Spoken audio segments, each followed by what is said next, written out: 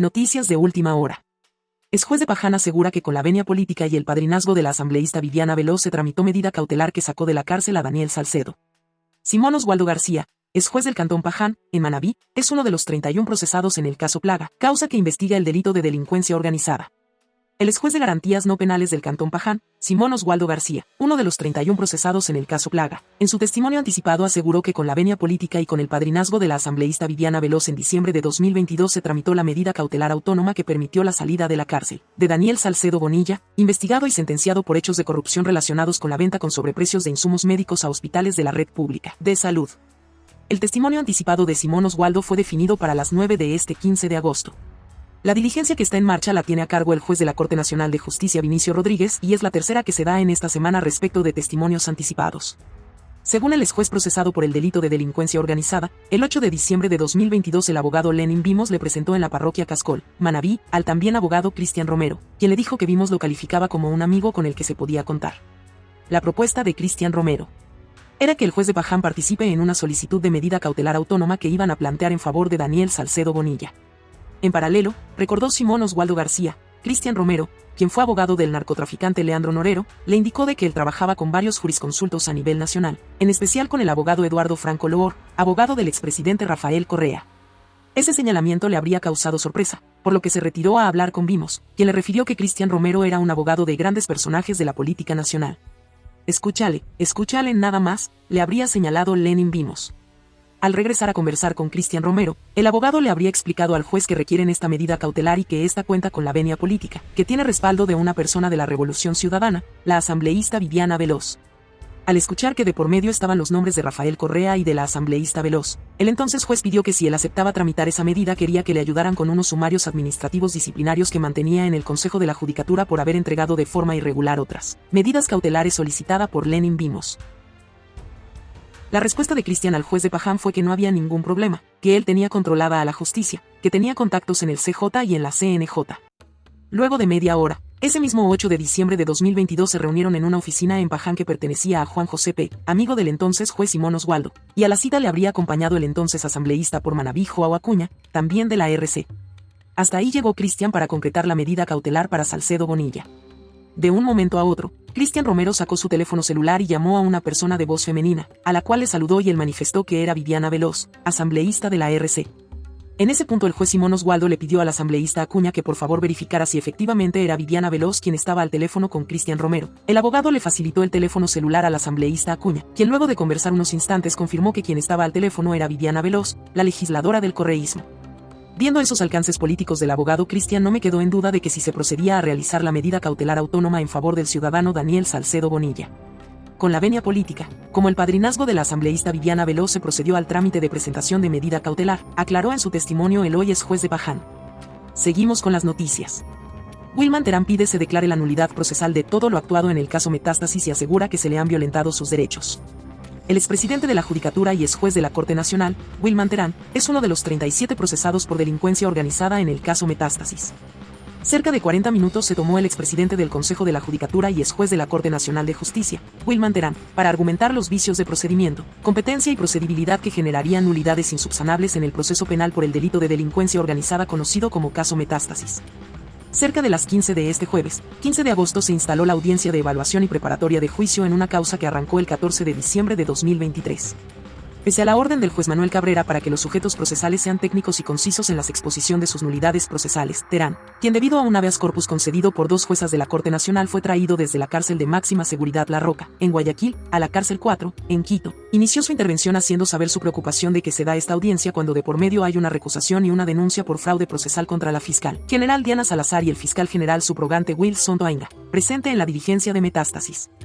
En lo que se refiere a vicios de procedibilidad, el extitular de la Judicatura, conocido con el alias de Diablo en Metástasis, se centró en que no existió una correcta cadena de custodia de los equipos celulares que fueron periciados y que tenían que ver con el narcotraficante Leandro Norero, quien fue asesinado en el Centro de Privación de la Libertad de Cotopaxi en octubre de 2022. Afirmó que son evidentes las contradicciones en cuanto al número de equipos periciados, en cuanto al real número de cadenas de custodia existente, en las fechas en las que fue extraída la información, en la que se dan lecturas, entre otras. Además, Terán cree que lo grave de que la Fiscalía no haya dado certeza sobre las cadenas de custodia y veracidad de la información que se extrajo de los equipos, es que todos esos elementos encontrados sirvieron para formular cargos, para motivar pedidos de actos investigativos, para justificar las medidas cautelares solicitadas e iniciar un procesamiento penal que le tiene preso.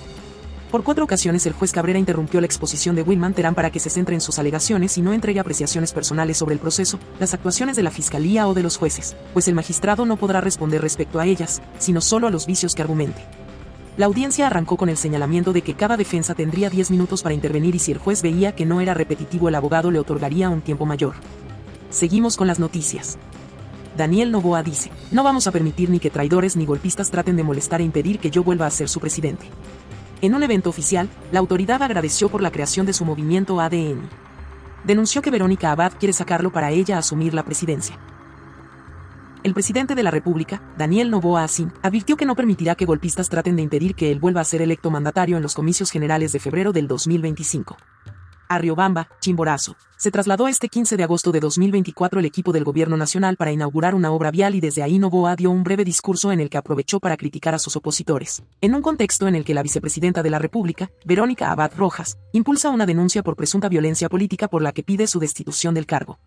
Aseguró que estos días han sido difíciles políticamente para él, pero también de reflexión, en los que se han levantado máscaras, pero que no se dejará llevar por malas intenciones que buscan dañar su reputación. Minutos después difundió un comunicado en sus redes sociales, en el que reprochó que la denuncia de Abad aspira a destituirlo del cargo para ella asumir la presidencia de la República. Quiere el presidente de la República fuera del poder para que ella asuma ese cargo. No solo eso, los intereses que están detrás de esta denuncia me quieren fuera de la contienda.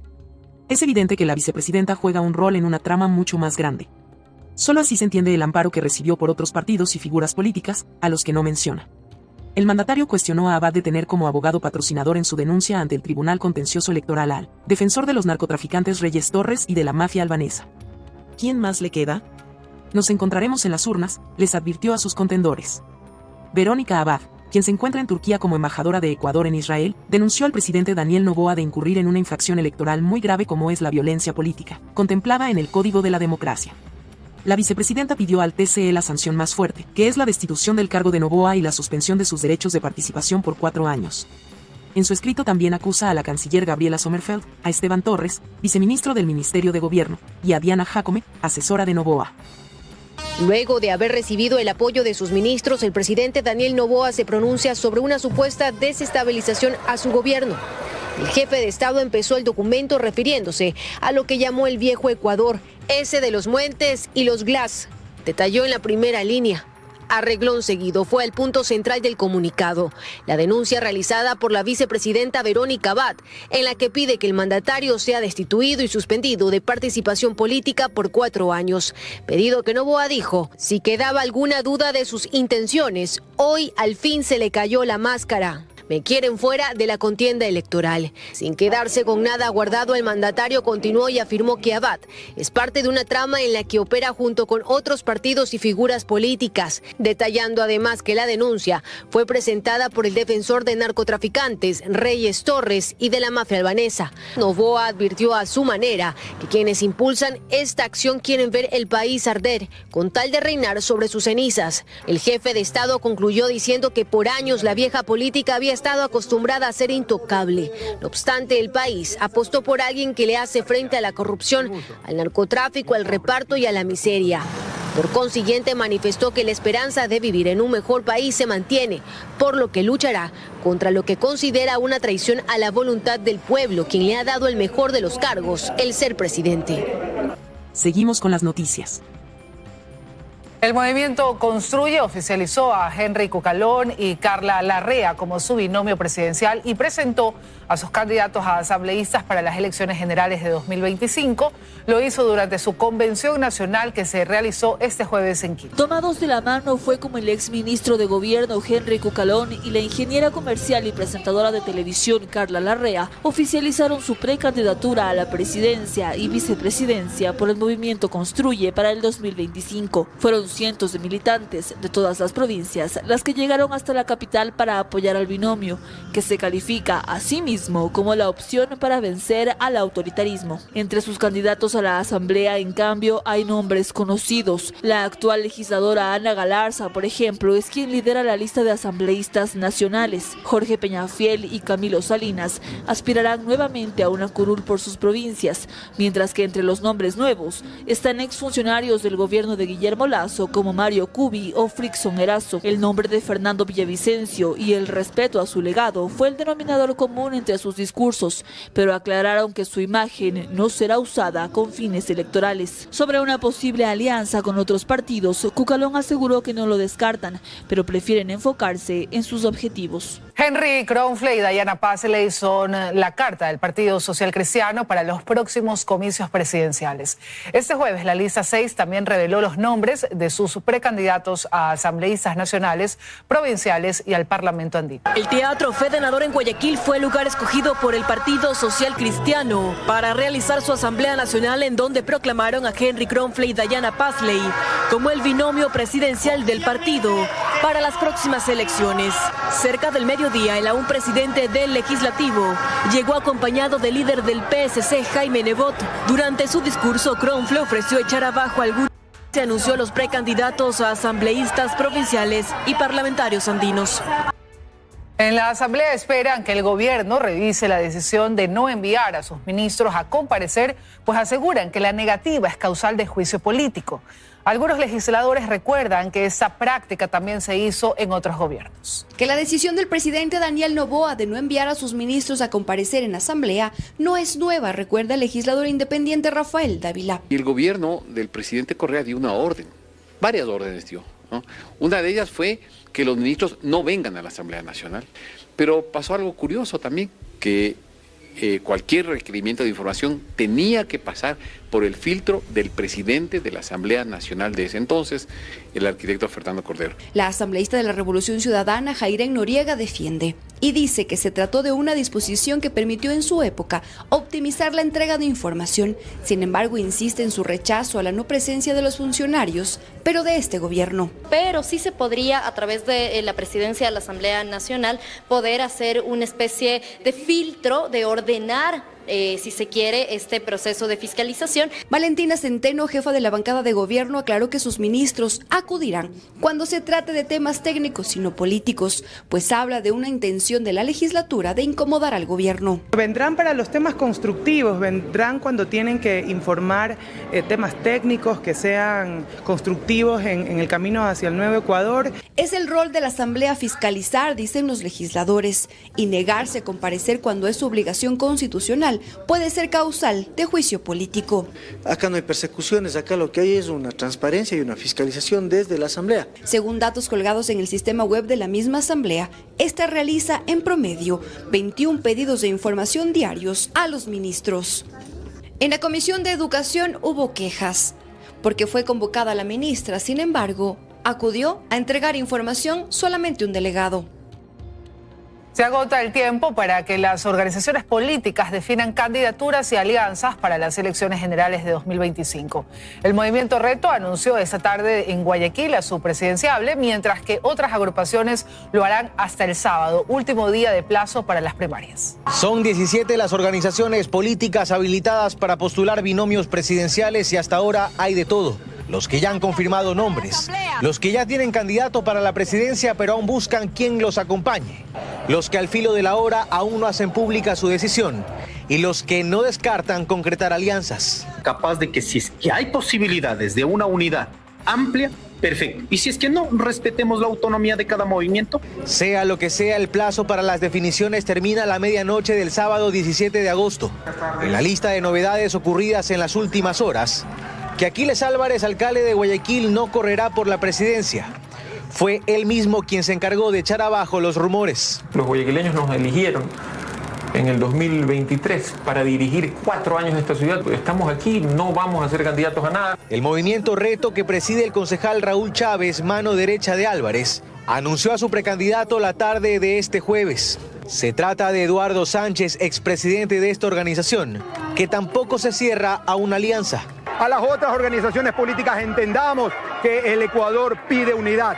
Y si pide unidad, y tenemos incluso que deponer posiciones, estamos dispuestos a deponer posiciones, pero con tal de lograr el bien común. También, en las últimas horas trascendieron las conversaciones que ha sostenido el ex candidato Jan Topic. Hubo acercamientos con el PSC, que finalmente se ha decidido por el presidente de la Asamblea Nacional, Henry Kronfle. Pero la puerta de movimientos como Avanza aún están abiertas para él. Por otra parte, y después de barajar varios nombres, el movimiento amigo iría con el empresario lojano Juan Cueva Vivanco y con Cristina Reyes, ex asambleísta socialcristiana. Otras organizaciones como Pueblo, Igualdad y Democracia, Izquierda Democrática y Creo preparan sus anuncios. Por esta última correría el ex candidato a la prefectura del Guayas, Francesco Tabaqui. Los llamados procesos de democracia interna terminan este sábado. El plazo para inscribir las candidaturas será entre el 13 de septiembre y el 2 de octubre. Y en política se sabe que hasta entonces nada está dicho. El gobierno reconoce oficialmente la llegada del estiaje. En un decreto ejecutivo, el presidente Daniel Noboa dispone acciones y desembolso de recursos para enfrentar la emergencia que podría afectar el suministro eléctrico del país. Otro año más que el estiaje se adelanta en el país y pone en apuros al gobierno de turno. En el 2023 se estimó que los caudales bajen en noviembre, pero realmente la sequía se presentó en octubre. Para este año las previsiones apuntaban para septiembre, pero finalmente los embalses del país presentaron un descenso histórico en agosto.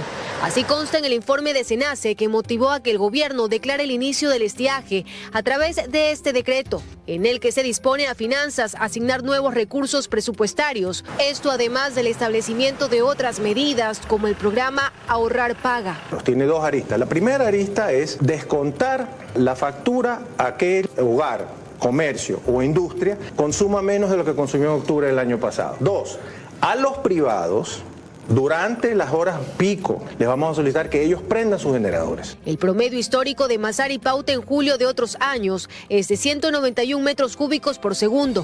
No obstante, según SELEC, en julio de este año fue de 96 metros cúbicos por segundo. Lo mismo se evidenció en agosto con Masar, que registró 52 metros cúbicos por segundo, cuando el caudal histórico en este mes es de 138 metros cúbicos por segundo. Un panorama similar se reporta en los otros embalses ubicados en la cuenca oriental, donde se encuentran 8 de las 2 hidroeléctricas, y de ahí el riesgo de abastecimiento de energía. ¿Cuáles son los meses críticos? Octubre, noviembre y diciembre. Por lo que el gobierno ha contratado generadores flotantes y en tierra que representan un 30% de los 1.080 megavatios en firme que se necesita para enfrentar el déficit de electricidad.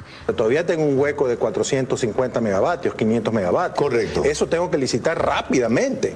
Dentro del decreto emitido se autoriza la importación de energía desde Colombia, esto como una de las opciones para afrontar este estiaje, según la recomendación del Operador Nacional de Electricidad.